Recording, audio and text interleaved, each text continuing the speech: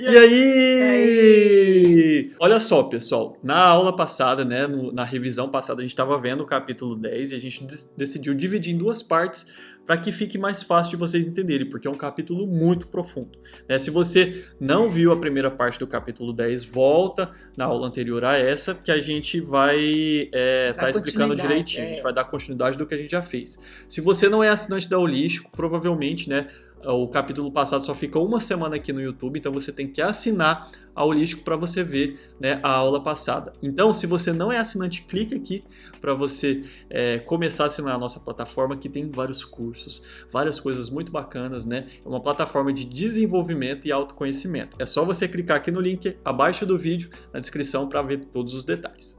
É isso aí, então agora vamos então, começar, vamos lá. né? A gente estava falando, né, na parte do capítulo passado sobre como trazer os potenciais, né, máximos do campo das ideias para a matéria, né? E aí agora a gente vai entrar numa parte que ele fala, né, dos artifícios para esconder dos outros nossa fraqueza e dependência. Essa parte é muito interessante. Ele fala assim: todo ser humano abriga uma atitude de medo e de fraqueza, visto que esse aspecto da personalidade em geral causa uma grande vergonha e ele é mantido em segredo. Muitas vezes, mesmo com relação à mente consciente, ou seja, nem a mente consciente sabe, né, que a gente às vezes tem essa atitude de medo, né, e fraqueza.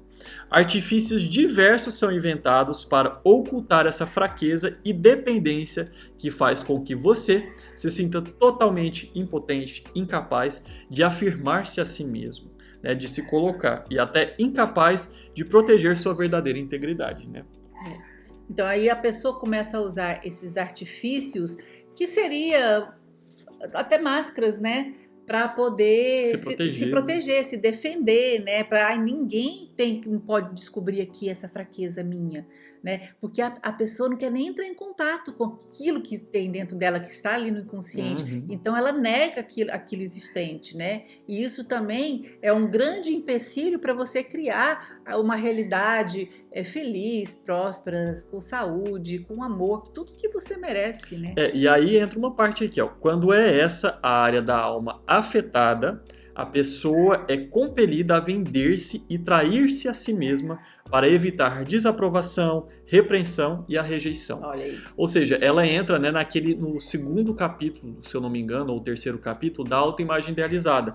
Ela cria uma imagem de prestativa, né, ou de sempre estar querendo servir o outro para poder se defender. Né? Igual, por exemplo, eu fiz um atendimento do Reiki Pro e eu não conheço a pessoa, né? Eu só tinha um nome, nem a foto eu não tinha. E eu detectei, né, essa defesa, essa autoimagem idealizada, né? Que a pessoa, ela mostra uma força, tanto que eu percebi que ela engolia choro, né? Mas ela não mostra isso para as pessoas. Ela mostra que ela é forte, que ela dá conta, né? Mas no fundo da alma dela, ela tem aquele sentimento de tristeza, de eu sou vítima das situações. Então, e aí uma raiva interna também que ela guarda dentro dela e não exterioriza. Você entendeu? Então, entra dentro disso aqui. Ó. E aí fala aqui: a necessidade de ser aceito pelos outros em geral é menos vexatória do que os meios a que a personalidade recorre para abrandar e apaziguar os demais. Os modos de defender-se são psicologicamente tão fundamentais que você não pode ir longe em seu trabalho de autopurificação a menos que trabalhe em ver como eles funcionam em sua vida. Ou seja, ele está falando que você precisa enxergar esse mecanismo para aí sim você conseguir desenvolver, porque senão você vai estar travado ali nesse processo de não querer mostrar, né, esse medo, essa fraqueza. Né, e isso na sua muito, vida. Às vezes a pessoa entra na máscara da amorosidade, né? Então, ou na máscara da segurança, né? Então tem vários. Tem vários, aí você teria que se autoanalisar para perceber. E aí agora a gente vai entrar na parte interessante desse capítulo, que ele fala, né, do tópico: a criança dependente que existe em você ainda quer a aprovação dos outros. Gente, agora a criança de todo mundo aqui agora vai levar um puxãozinho de orelha. Né? O que ele fala? Que poucas coisas causam tanto sofrimento e vergonha aos seres humanos como esse ponto interior, medroso e fraco, que nos faz sentirmos impotentes e compelidos a trair a nós mesmos. Você já sabe, meu amigo, que essa é a área da personalidade, que uma área, né, da sua vida, por exemplo, continuou a ser criança. A gente percebe quando a gente está numa área, né, nossa, que a gente está na criança, porque geralmente a criança faz birra, você fica emburrado, você não dá o braço a torcer, você quer que a pessoa faça pra você. Quer que as coisas, né? Isso é estar na criança. E é muito nítido. Quando você entende como é a criança, você percebe quando você está nessa... fica bem nítido. Se você ainda não conseguiu perceber essa nitidez, depois você pode ir no capítulo aqui do livro que a gente fala, lá atrás, se eu não me engano, eu não lembro o número do capítulo, mas que a gente fala da criança interior. A criança ainda não sabe que a personalidade como um todo se desenvolveu e que não é mais desamparada e dependente. Os bebês e as crianças são desamparados e dependem dos pais. Mas a parte infantil de o seu ser não sabe ou não quer saber que isso não é mais assim. Negar essa verdade é um dos erros mais prejudiciais. Sem prazer, o corpo, a alma, a mente e o espírito definham. Como adulto e por seus próprios esforços e recursos você é capaz de prover o seu próprio abrigo, alimento, afeto, segurança e assim pode providenciar o seu próprio prazer. Porque quem dá o prazer para a criança, né, dela usufruir tudo, são os pais que vão dar o alimento, a casa, né? Mas aí quando você é adulto, você tem que entender que é você que vai permissão, se né, colocar criança. aí. Eu quero ir pro parquinho, mãe, pode me levar no parquinho? Aquilo é prazeroso para a criança, brincar naqueles lá, se divertir, né? Ela tá no prazer, mas o que ela precisa? Da permissão dos pais para sentir esse prazer, né? Agora, quando adulto, a gente não precisa mais disso. Você pode se suprir desse prazer. O que eu quero? O que é prazeroso aqui pra mim agora? É prazeroso eu andar de skate, então eu vou andar de skate. É prazeroso eu fazer uma caminhada? Eu vou fazer uma caminhada. Eu vou dançar? Eu vou dançar. Entendeu? Então, você não precisa mais em nenhum âmbito, né? Você não precisa ser alimentado, você não precisa ser amado, você pode se amar, você pode suprir em tudo. Aí você é um adulto. Mas quando você ainda está na criança, você ainda delega isso, né? E aí ele fala assim, a pessoa plenamente adulta utiliza suas melhores forças, inteligência, intuição, habilidades, observação e flexibilidade para harmonizar-se com os outros no dar e no receber. Seu senso de justiça, né, o torna suficientemente maleável para ceder. E seu senso do eu o torna suficientemente agressivo para não ser pisado e prejudicado. Ou seja, você sabe se colocar e você sabe ceder também. Ok, gente, vamos pensar aqui. Sabe quando a gente senta, vamos pensar como adulto aqui, vamos resolver isso aqui, né, direito, vamos parar com essa bagunça. Quando a gente está numa reunião e a gente fala sobre isso, é justamente assim, ter esse ímpeto interno, né, de eu sou adulto e eu consigo resolver minhas situações, eu consigo me colocar, né? Se você aí, às vezes, não consegue falar não se colocar, é porque provavelmente tem uma parte sua que ainda está na criança. Até, por exemplo, vamos supor que tem você está numa reunião de negócios, né, com outros funcionários. Alguém fala alguma coisa lá e você se sente magoado totalmente, né, com aquilo que aquela pessoa falou, você está na criança.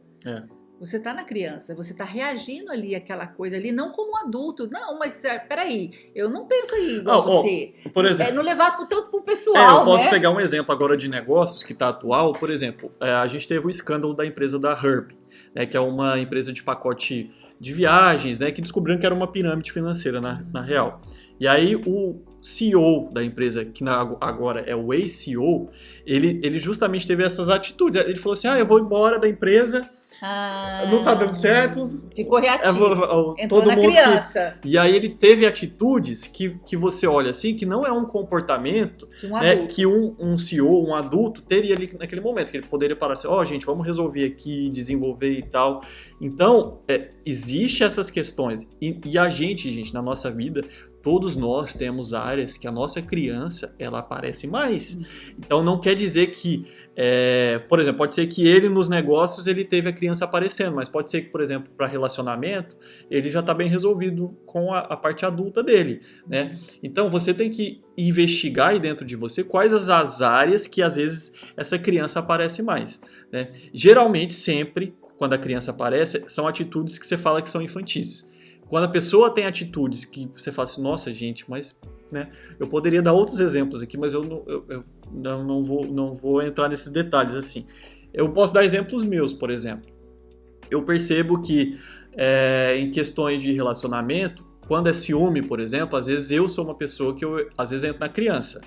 E às vezes quando é questões de demandas também, vamos supor no trabalho, se eu tenho muita demanda do trabalho, eu tendo a entrar numa coisa da criança de querer fingir que não está nada acontecendo, né? Isso é um traço meu. Então às vezes se eu tenho muita demanda, eu finjo que não está acontecendo, eu vou dormir.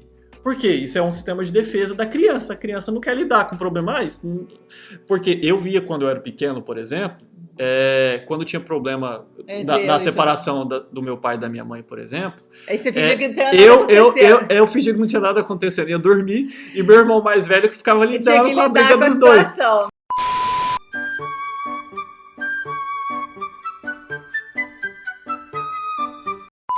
Aí ele tinha que apaziguar, né? Então a minha criança, o que a minha criança fez? Opa, se tem um problema eu vou dormir. Não seja essa criança, entendeu? Mas o legal é que você tem consciência disso. E aí hoje eu falo assim, gente, ok, né, agora eu não posso me dar mais esse luxo de dormir. Então eu tenho que olhar lá como adulto, gente, vamos resolver isso e vamos ver a realidade como ela é e vamos tentar resolver. Mas a criança, ela tenta voltar. Por isso que é importante a gente fazer essa questão desse aproximamento com essa criança e falar, olha, calma. Eu tô aqui pra você. Aqui. A gente é adulto, agora a gente pode tomar a rédea disso aqui e desenvolver, né? Acaba de ler aí. Aí ele vem e fala assim, quando você ainda precisa que outra pessoa o autorize a sentir o prazer, você ainda está na situação da criança ou do bebê. Repito, isso não significa que se possa passar sem os outros, no caso do adulto, porém a ênfase é deslocada. Adultos maduros encontram em si mesmos uma fonte inexorável de sentimentos extraordinários. A insegurança e a fraqueza deixam de existir quando esses sentimentos são estimulados. E eu percebo isso mesmo, assim, eu não sei se é porque... Gente, eu falo que a maturidade, ela é uma bênção, né? Eu falo, um dia eu falei pro Iô, nossa, se eu tivesse a cabecinha que eu tenho hoje, né? Corpinho de 20, nossa, gente, tudo bem, né? Maravilhoso, né? Então a maturidade, ela traz muito dessa consciência. Você tem o corpinho dela... De 48! O pessoal fala que ela parece ter uns 42, uns 20 anos mais jovem. Então tá bom, né, gente? O reiki, gente. É reiki. Então, assim, mas assim, a maturidade, ela traz muita consciência e vai nos mudando, e a gente vai percebendo o quanto a gente é grandioso, né? Você vai tendo mais autoestima. Por exemplo, eu que tive muito problema de poder pessoal, né? Eu achava que eu era fraca, que eu precisava de outra pessoa. Eu era criança, eu achava que eu precisava ser suprida por outra pessoa, que eu era incapaz de me suprir em qualquer nível, né? Então eu busquei um casamento que me dava essa segurança, esse suporte, porque eu achava, e eu literalmente, gente, eu olhava pro pai dos meninos, né? E eu sentia que ele era a minha muleta. Sabe? Então, assim, por quê? Porque ele era forte, ele era uma pessoa proativa, uma pessoa que resolvia as coisas, e eu achava que eu não conseguia resolver nada. Eu tinha essa fragilidade, inclusive quando eu separei, eu tentei delegar algumas coisas para os meus filhos, para eles resolverem as coisas. Aí todo mundo saiu de fora, falou assim, você resolve essas coisas. Você se vire. Aí eles tiraram deles da reta, né? E aí, mas foi bom, porque eu tive que me desenvolver. E muitas coisas que eu às vezes achava que eu precisava deles, que eu não sei o que. E quanto mais o tempo passa, mais eu vejo eu tomando atitudes. E que você consegue se desenvolver, Sim, né? E aí eu já tô nessa maturidade de sentir dessa forma, né? Não mais da criança, eu preciso, eu tô em falta, né? Não, eu quero me dar prazer, eu mesmo me dou, eu saio, eu me divirto, eu mesmo faço uma loucura, eu faço o que eu quiser, sabe? Então é muito legal isso, né? E tem assim, negar o prazer intenso de ser, o prazer de sentir o fluxo da energia do seu corpo, da sua alma e de seu espírito, é negar a vida, gente. Então, se você não é adulto, não consegue suprir esse prazer de ser, de poder fazer o que você quer desenvolver. E aí, né, ele vem comentando aqui, né, que a gente precisa entender esses processos, né, entender que a gente não é mais uma criança chorona, exigente, irritada e desamparada. Que nós somos livres para sentir o prazer e para nos realizarmos. E aí ele entra aqui num tópico que é o círculo vicioso e a corrente de pressão. E aí ele fala algumas coisas aqui que a gente até grifou aqui para vocês. Em que ponto você desconhece esse fato e em que ponto sua criança interior ignora os direitos e poderes de seu estado adulto? Como assim, Johan? Quando você não sabe que tudo no universo já existe e que pode manifestar tudo o que necessita em sua própria vida, você se sente dependente de uma força externa ou autoridade para que seus desejos e necessidades se manifestem. Devido a essa distorção dos fatos, você espera a realização a partir da fonte errada. Este tipo de espera mantém sua necessidade permanentemente irrealizada. Ou seja, você acha que o outro que vai suprir as suas necessidades. Você começa a postergar, delegar cada vez mais e tentar agradar o outro para que ele faça e desenvolva, né? Ou seja, você não pega a rédea do processo ali, né? Da sua vida, Você acha que essas pessoas, as coisas de fora, que tem que isso eu até comentei com a minha mãe, que isso para as mulheres até é mais forte no sentido de que a cultura, né, machista faz com que as mulheres às vezes tenham essa dependência do marido, né? Fala que o marido que tem que suprir, que tem que, né, que a mulher tem que estar lá na posição. E aí isso acaba, gente, tornando, né, muitas mulheres dependentes dos maridos e não conseguindo realizar os seus próprios sonhos. Você pode pegar muitas mulheres dessas de casamentos mais antigos, né, que no final da vida elas sempre reclamam desse desejo que às vezes queriam desenvolver alguma coisa por fora, mas por questão cultural ou por conta do marido, dos filhos, ela tomou a decisão ou precisou ficar em casa, né? E isso, na verdade, gente, é igual a gente falou, existem todas as possibilidades. Ela poderia dar muito bem conta de cuidar dos filhos, conversar com o marido, fazer uma coisa e também desenvolver, né? É uma questão de olhar e ver os horizontes, né? Seguindo aí. E aí, você se vê na posição absurda de implorar o amor e a aceitação de uma pessoa a quem você odeia e de quem ressente por tê-lo deixado sem realização por tanto tempo. Isso aí entra-se, por exemplo, num casal, gente. Por exemplo, uma mulher, o marido não dá moral para ela, não dá prazer para ela, não liga para ela, pelo contrário, às vezes até é agressivo verbalmente, às vezes até fisicamente, né? E ela tem aquela parte dela que odeia, mas ao mesmo tempo ela implora para ele ficar com ela, né? E continua naquele relacionamento tóxico, né? Então isso entra dentro desse conceito. Vira gente, aí tem que fazer constelação, Ho'oponopono, né, para limpar isso aí. O fato de que sua necessidade não é satisfeita pelo outro também enfraquece sua convicção que você tem o direito ao prazer que tanto deseja. Ou seja, a pessoa ela nem entende que ela consegue fazer isso. Ela não consegue entender que ela mesma pode suprir esse prazer para ela. E aí ele continua aqui, né, falando que o fato de que sua necessidade não é satisfeita pelo outro também enfraquece sua convicção de que você também tem o direito ao prazer de que tanto deseja.